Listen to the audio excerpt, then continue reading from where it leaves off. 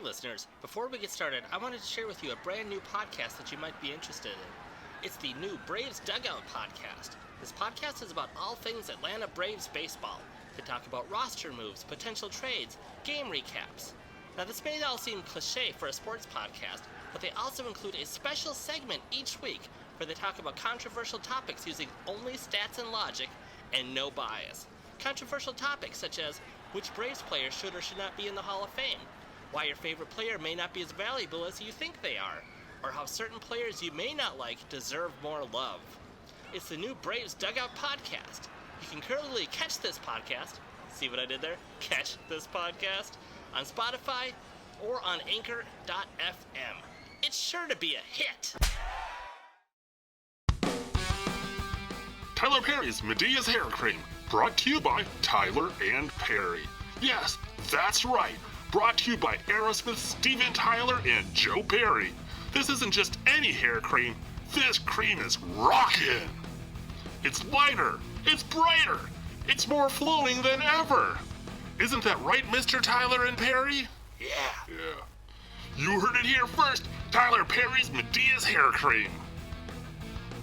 Hair cream is not guaranteed to work. This product and any related products not actually endorsed by Tyler Perry, or Medea.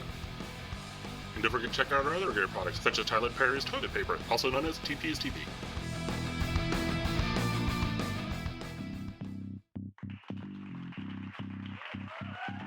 Ladies and gentlemen,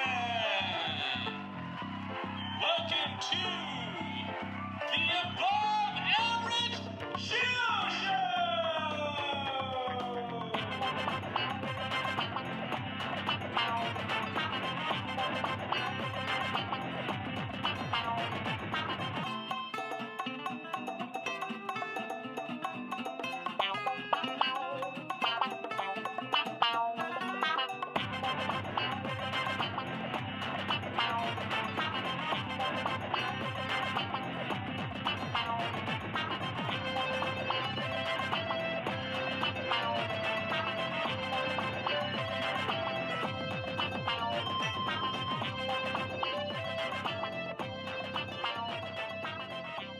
Hello, everybody, and welcome to another episode of the Above Average Joe Show.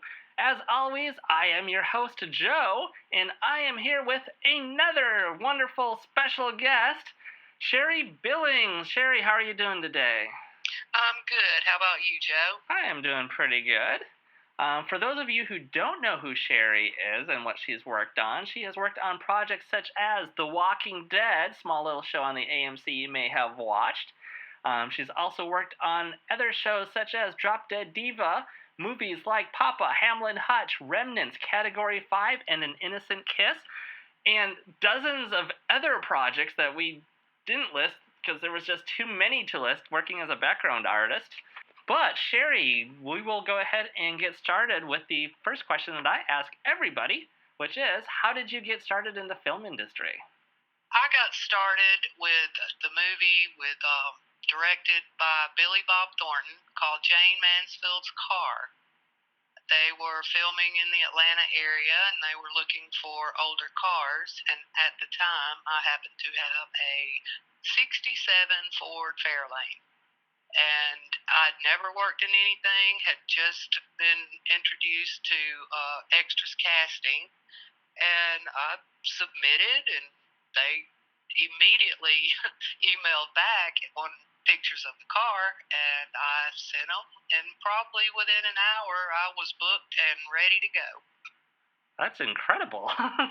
Starting in there, you actually went from working in background to working as an assistant. Walk us through what it was like going from background all the way up to becoming the assistant of a very famous American icon. How did you work your way up to that? Oh, wow. Yeah, that was pretty amazing. Basically, just by getting to know people. One person you would get introduced to, you become friends, and next thing you know, I'm getting a call asking if I was interested in being a personal assistant on Drop Dead Diva, which I accepted and felt, wow, how did this happen? And, different than being a background artist. Different rules, just everything is different. So what do you do as a personal assistant then for the different actors? Basically, like going over lines with them, coordinating wardrobe fittings, kind of saying, hey, it's time to go to set, let's go, and then being on set for anything that they needed, running errands for them if needed, and just kind of being their right-hand person. It was pretty sweet. And you worked, it was 1 or 2 seasons on Drop Dead Diva, but after leaving that position, you got a call from, I don't even want to reveal his name, I want to let you do it, from one of the biggest American icons who, rest in peace, just passed away recently, within the past few years. But how did you get into that position, and who was he? Can you reveal that to us? I sure can. It started out, again, through someone I know that was offered the position of being Tom Sizemore's personal assistant on a movie that Carlton Holt produced. That was called Remnants. And they contacted me to see if I could be a personal assistant for Tom Sizemore, since I had the experience from Drop Dead Diva, and I accepted that. It was short. It didn't take long to film that. But Carlton also did another movie after that called Hamlet and Hutch. And I get a call from them one day, and they're like, hey, Sherrie, we're doing another movie, and we're interested in hiring you to be our lead actor's personal assistant. Wanted to know if you might be interested. And I'm like, well, sure. Who is it? And they said, Burt Reynolds.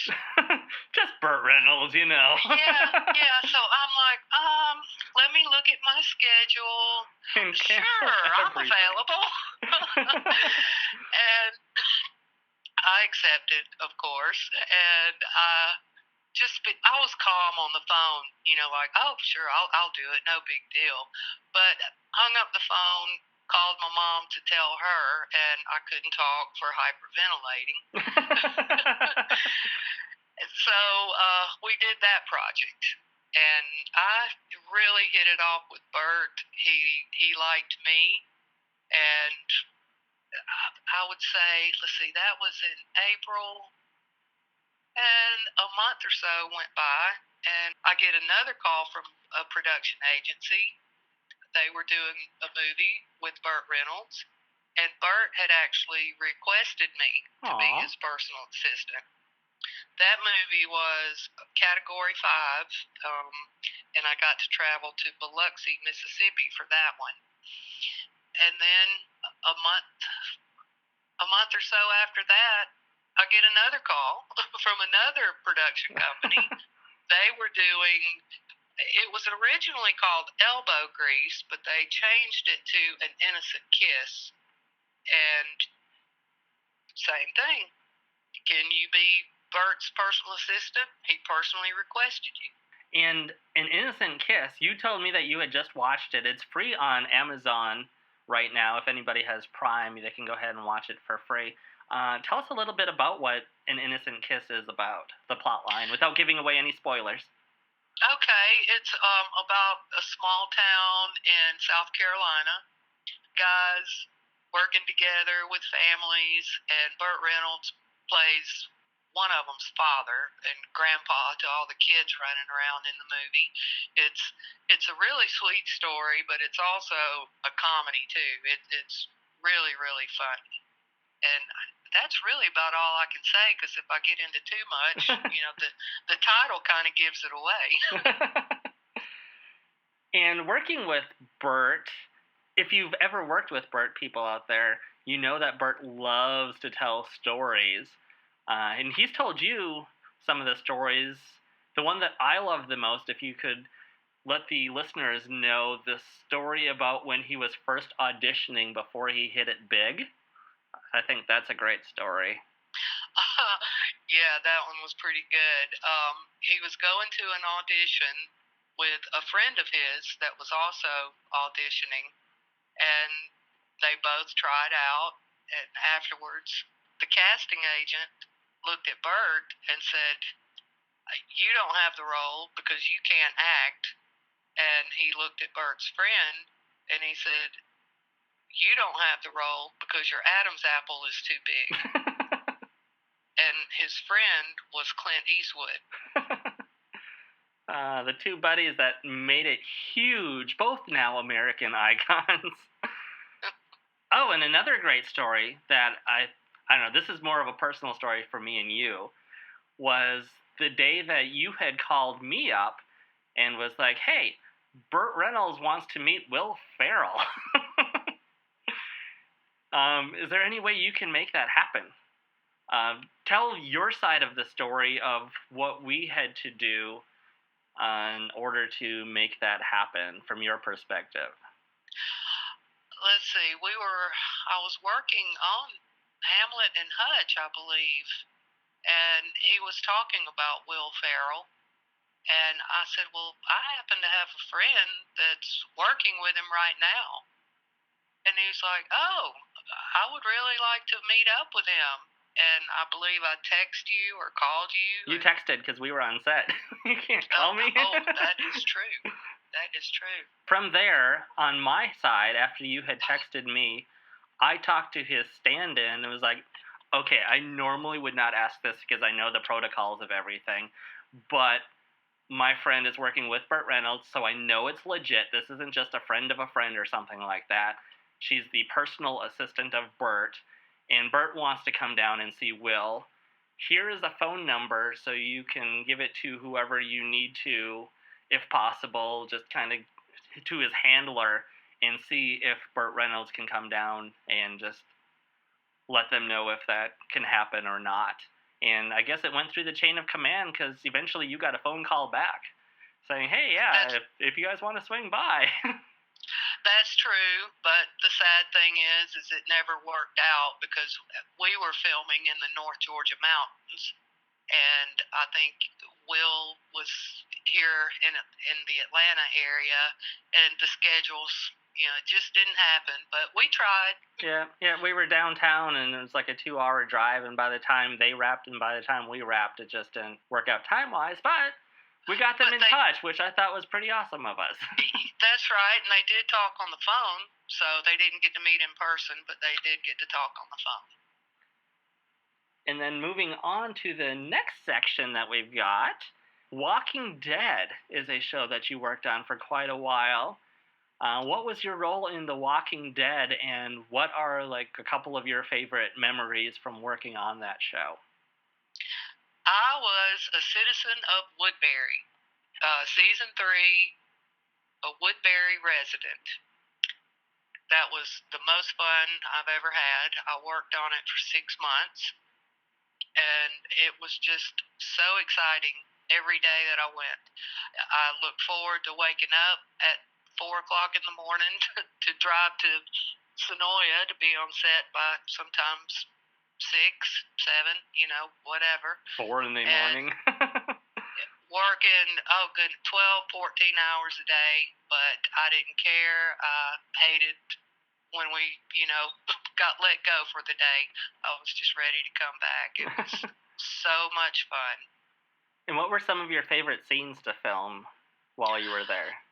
Okay, one of my favorites actually was when the town of Woodbury went to a zombie fight. It's when the governor kind of introduced Andrea into our lifestyle, that we had in Woodbury. Yeah. And it was the zombie fight in the arena, which was actually a factory in Newnan, Georgia. That was the most fun.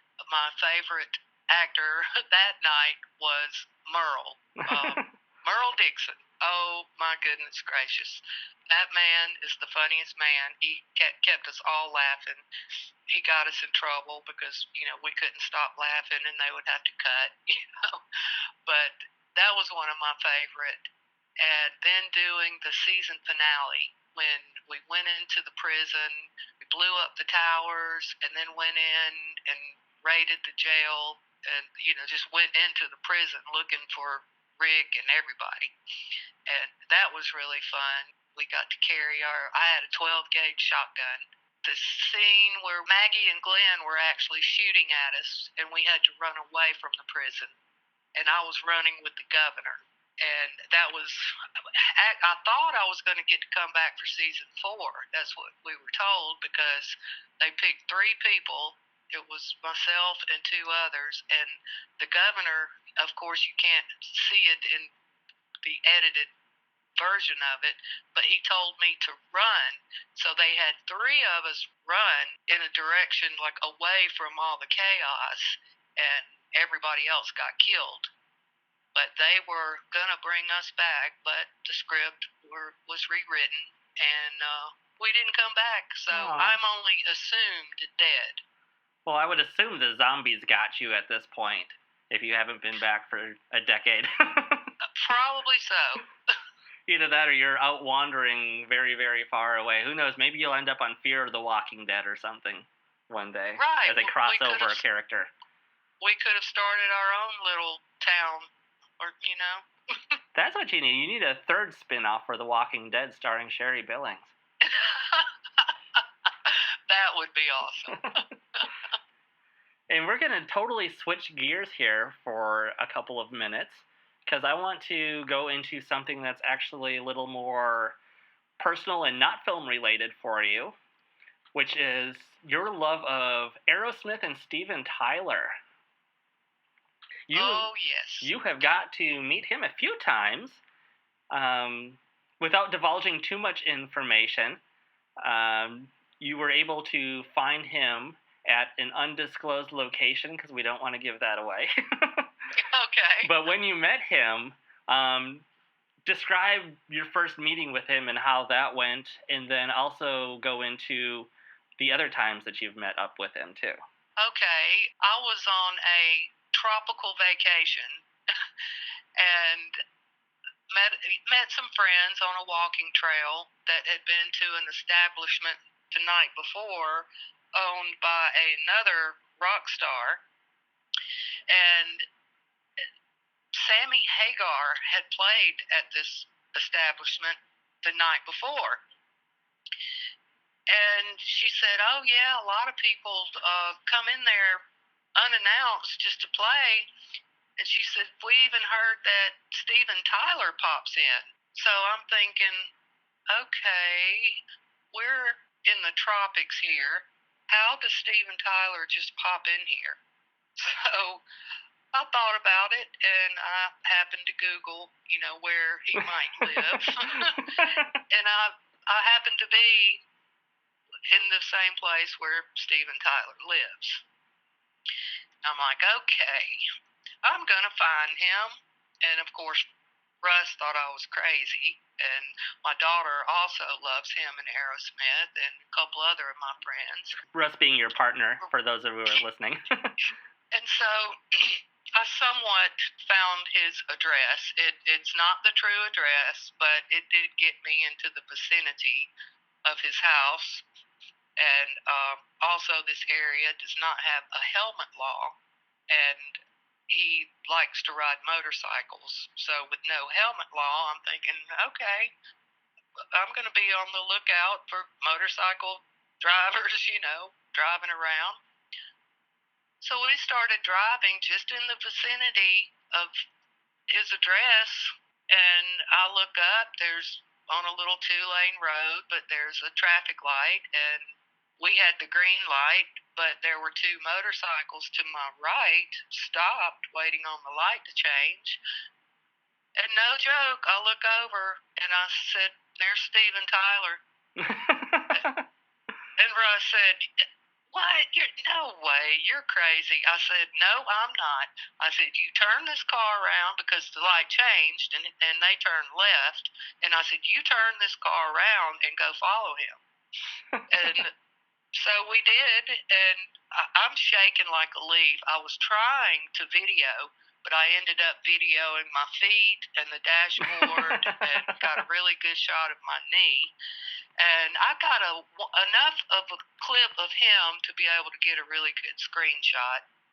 But we followed him, tried not to run him off the road, because we just both freaking out. Safely followed. And he pulls into a shopping mall. And, of course, we didn't pull in right beside him. We just went up a street and did a U-turn and came back. And his friend, they'd gotten off their motorcycles and were just standing there talking. And I told Russ, I said, let me out. He's like, you're kidding. You're actually going to go up and talk to him? I'm like, yes, I am. And I walked up. I was calm. I didn't act like a crazed lunatic fan. But I politely walked up and asked if I could get a picture with him. And he's like, sure, of course. And so Russ starts to take a picture. And I said, do a video. Just do a video. And he's like, oh, you want to do a video?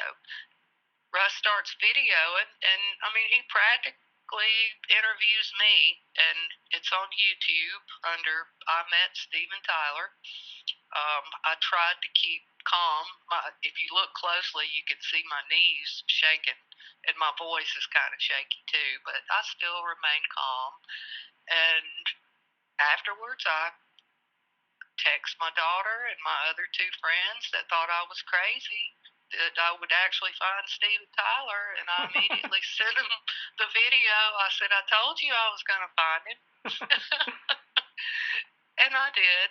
And then you met him another time, I think it was just a few months later. You had bought tickets and sat, I think it was second row. It was either first or second row at one of his shows. Yeah, this was at the Puyallup, at the Washington State Fair in Puyallup, Washington. And I did have second row tickets, but they allowed the first two rows to come up to the stage. And, of course, I was front and center. And throughout the show, he kept looking out, and I would wave, and Russ was right behind me.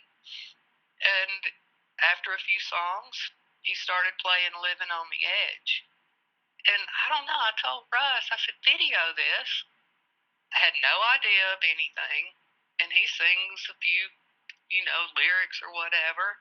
Then when he starts doing the Living on the Edge part, he comes right down in my face and puts the microphone in my face.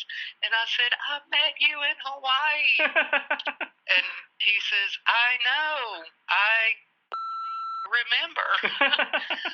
And he walks off, and I'm turning around to Russ. I'm like, oh, my gosh. And Russ hit me. He said, turn around. He was right back in my face, so I sang a little part of Living on the Edge with him. Aw, you guys got to sing a duet. Yeah, so that's also on YouTube, too, under I Met Steven Tyler again. So let's go ahead and get things wrapped up here real quick. Do you have any social medias or anything that you want to go ahead and promote for people to come and find you? Only Facebook. I'm only on Facebook. Awesome. We will go ahead and share a link to that through our social medias. And thank you again, Sherrie, for hanging out. I miss you so much. I know, I miss you too, and the doggies miss you too. But thank you, listeners, for joining us. Hope you enjoyed the stories, and join us again next week for another episode of the Above Average Joe Show. Thanks, everyone.